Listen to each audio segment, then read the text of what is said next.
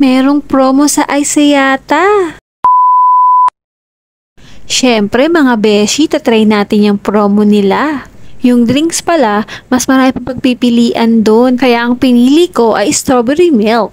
Chicken karage nga pala yung tawag dito, tapos may kasama na rin siyang rice at 2 pieces ng cheese tofu.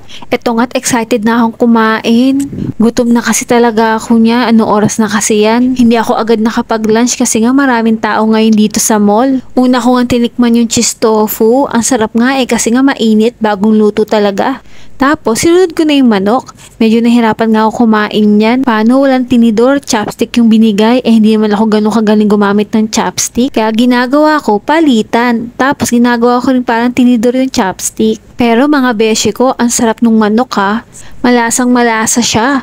Kaya lang yung rice konti lang, tapos yung manok madami. Kaya mabibitin ka talaga sa rice, dapat bumili pala ng extra. Kaya lang tinatamad na akong lumabas niyan kaya pinapako na lang yung manok. Tapos yung drinks naman, masarap naman siya, hindi ganun katamis. Ayoko kasi yung sobrang tamis, nakakaumay. Meron nga rin flavor na melon tsaka banana milk. Next time ngayon yung orderin ko. Para sa akin masarap siya, sulit yung promo. So ayun, busog na ang beshi nyo. Inuubos ko na lang tong drinks ko. Tapos ready na ulit para mag-assist ng customer. So ayun lang, tapos na. Sana nabusog yung mga mata nyo. Bye!